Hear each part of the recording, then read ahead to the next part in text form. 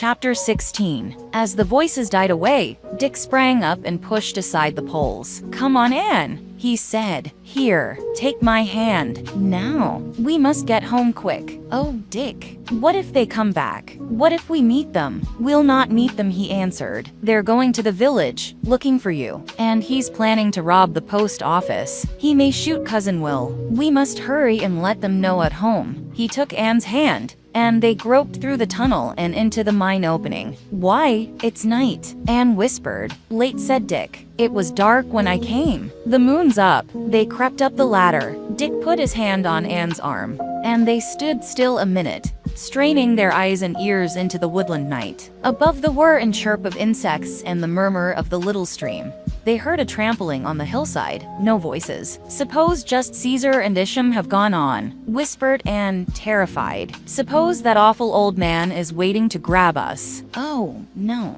Dick tried to soothe her. Then he warned her, "Don't talk. Listen, and be on the lookout." They went cautiously down the path, starting whenever a twig cracked or a pebble rolled underfoot. Now and then they stopped to listen and peer ahead. Thus they went on across the creek, along the path, on the old plank road, up the hill by Isham's cabin.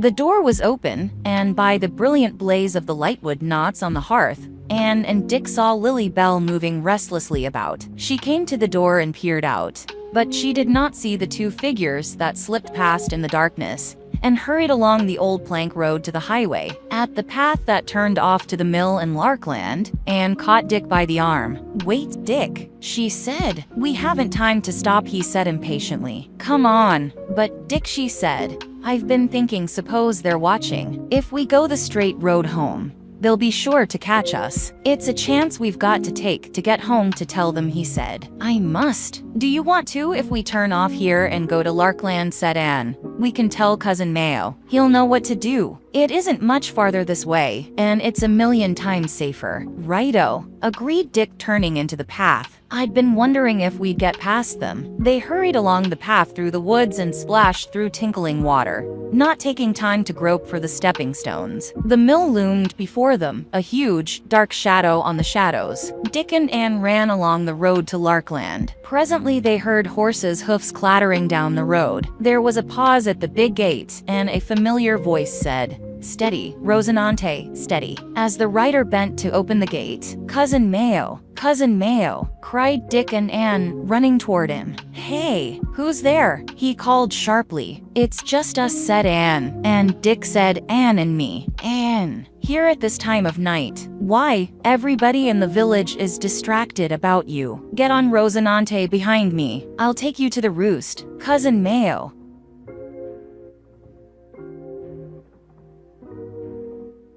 "Who's that with you, Dick? Is this one of your fool pranks?" Mr. Osborne's indignation for the instant dominated his relief. The search for Anne had been growing hourly in intensity and uneasiness. After walking about for hours, he had come home to get his horse and was starting off again. And here the girl for whom the community was searching came strolling up the road to Larkland. "Aren't you ashamed of yourself?" he exclaimed. "We were afraid to go home," said Anne. "They are looking for me." "Of course we are looking for you," Black Mayo said impatiently. "They are horribly uneasy about you." "I mean, Caesar's looking for me," Anne explained in a hurried, scared undertone. "The deserter." "What?" "They put her in the old Sterling mine." "I found her," said Dick. "We thought we'd better tell you about it. I ran up on that deserter, and he's afraid I'd tell. They're looking for me, and oh, what's that?" Anne gave a stifled cry. The noise that she heard was only as she realized on the instant the crackling fall of a dead bough, but it left her white and quivering. Here," said Black Mayo. "Let's know what this is all about." He sprang from his horse, threw the bridle rein over the gatepost, and led Anne up the walk and into the house. "Why, Mayo, I thought you were gone." "Anne, where did you find her, Mayo? And what is the matter?" asked Mrs. Osborne, as they hurried into the room where she was sitting.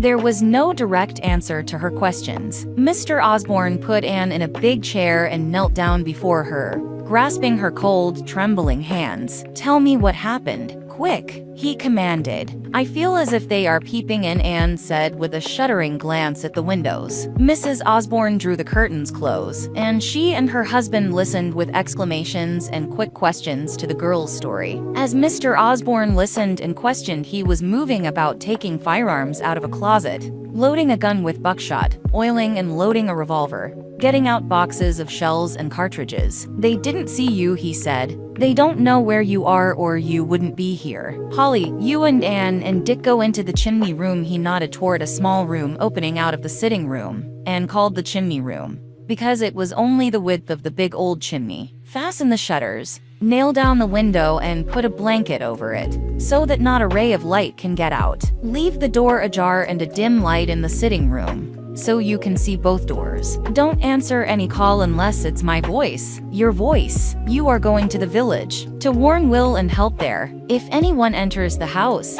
keep still till they open the sitting room door, and then aim straight and shoot to kill. Polly, as you do at the chicken hawks." "Yes, Mayo, I will." Her voice was as calm as if she were answering a request to sew on a button. With an unfaltering hand, she took the gun she was accustomed to use with deadly execution on birds of prey. "God bless you, dear." Her husband took her in his arms and kissed her still, colorless face again and again. "Dick," he said, "keep the gun and pistol loaded for your cousin Polly. She's better than the best man I know, in time of need." He turned to go.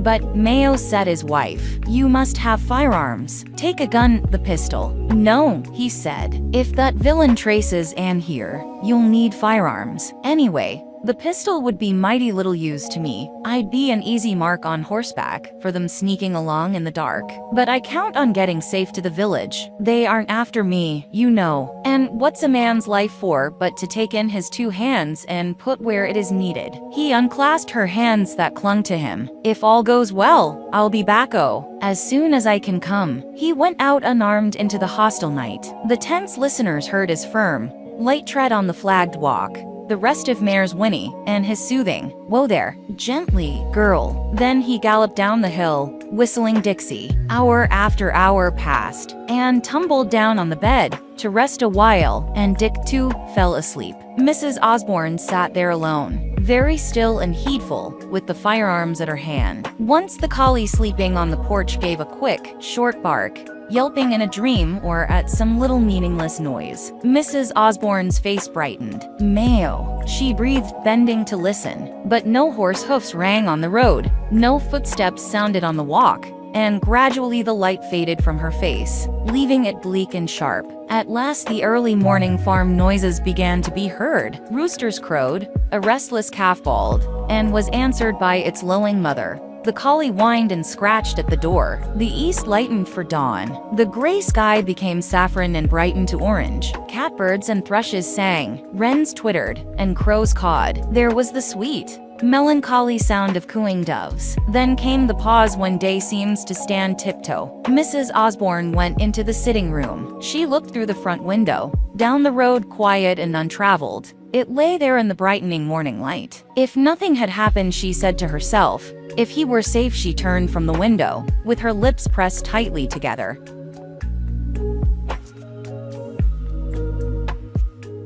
Now sun rays were creeping through the eastern shutters, and the farm creatures were growing insistent in their calls. Mrs. Osborne wakened Anne and Dick, who were amazed and mortified to find that they had slept so long, and left her to watch alone. "Why, it's day, broad day!" exclaimed Anne. "Hasn't Cousin Mayo come back?" "No. Isn't that queer? I should think he'd be here," said Dick. He and Anne ran to look out of the window, but Mrs. Osborne sat silent, with averted face. "You look so tired, Cousin Polly," said Anne. "Do lie down a little while. We'll watch." "No," Mrs. Osborne said quietly. "I am not tired. I must go out and feed the stock and the pigeons." "Let me do it," said Dick. "We'll help you," said Anne. "No." You mustn't go outdoors and risk being seen. I'll be back in a little while. Mrs. Osborne made the rounds of the farmyard. Last of all, she carried a bucketful of small grain to the pigeon cote and scattered it on the ground. The pretty, gentle birds fluttered around her and alighted on her arms and shoulders. She stroked the shining plumage of one of her husband's pets. Then her lips quivered and she dropped her face in her hands. God help me, she said. If he were alive, he would have come back to me.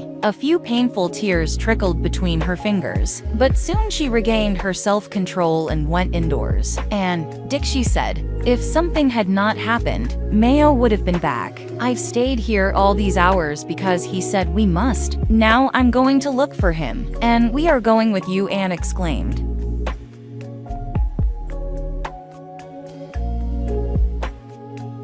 Mrs. Osborne considered a minute. You'll be just as safe, I reckon, she said. Come on. Dick ran ahead and opened the door. Oh, Cousin Polly, he cried. There are people, 2 men coming up the hill. It's Father and Cousin Giles, said Anne. She and Dick ran down the path, followed more slowly by Mrs. Osborne. She did not even hope to see her husband again. And it was with calm misery that she met Red Mayo and Giles Spotswood. At least she would have certainty instead of the terrible suspense of these long hours. Red Mayo Osborne ran forward and threw his arms around his son and Anne, and kissed first one and then the other. Dick, my boy, and dear little Anne, thank God, you are safe, exclaimed Red Mayo. Mayo said you were safe with Polly. Where is Cousin Mayo? Asked Anne. We've been looking and looking for him to come back. Red Mayo glanced away. He answered in a queer, hesitating voice. He couldn't come now. Polly Osborne's face was as pale as death and drawn with anguish. Red Mayo, keeping his eyes still averted,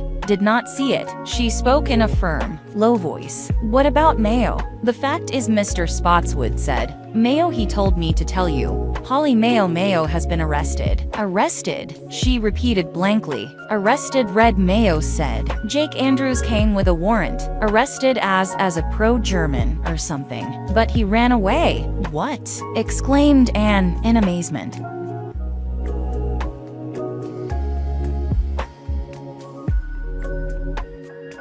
By degrees they got the story. Mr. Osborne had ridden to the village.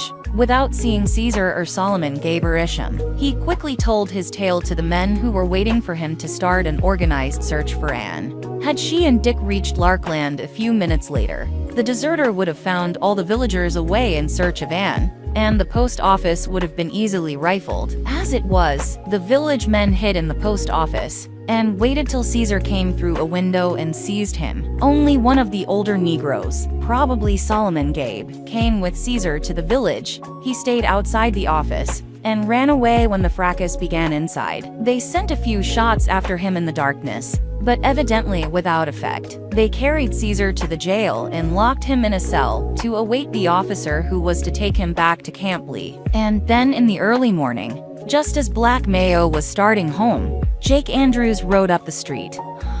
You're the man I'm looking for, he said to Black Mayo, without any courtesies of greeting. I was on my way to your house. Black Mayo looked him up and down, without speaking. I've got a warrant for your arrest, Andrews said, producing a paper. My arrest? On what charge, pray? Oh, there are charges enough. Having traitors in your house, and being one yourself likely. And who preferred these charges against me? Inquired Mr. Osborne. A good citizen, if he ain't none of you all's aristocrats. You'll find out who and what when your trial comes. A dozen voices rose in protest. That's high-handed. Come, Jake. There's a mistake somewhere. Why, we all know Mayo Osborne. He's all right?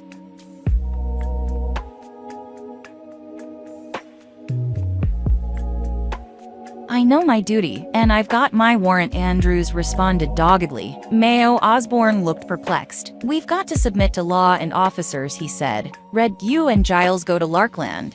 Please Polly'll be uneasy and tell her about this arrest business. He laughed and get Ann and Dick. We're going to stand by you. You know, Mayo said Red Mayo. We know it wasn't an intentional crime. It was perfectly natural. You should not consider that your old friend was an enemy alien, and that you should shelter Kuno Kleist. What do you mean? Demanded Black Mayo. He wasn't he? The man who visited you secretly. Who that tall, fair man with a little pointed beard? If he wasn't Kuno Kleist, who was he? I can't tell you. I submit to arrest. But, Mr. Law Officer, will you explain why you are such an early bird, out at daybreak? I'm on my job, replied Andrews. A good citizen came to me in the night and said you were fixing to skip the country. And Black Mayo considered this with a frown. Suddenly he gave a startled exclamation. Charles Smith told you that? He demanded sharply. Yes, he that express. Redville at 7:30, exclaimed Black Mayo.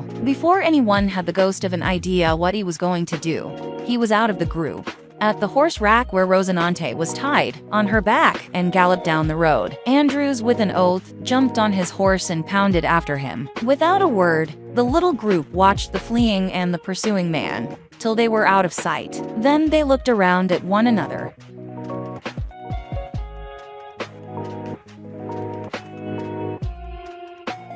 What on earth's the meaning of it all? Will Blair asked everybody. No one tried to answer, but David Spotswood said, I know two things. Cousin Mayo's all right, and Jake Andrews will never catch him. Red Mayo laughed. Never. As Emma would say, he might as well try to plant a rose bush on the tail of a comet. Well, we must go and tell Polly. And then his face grew sober.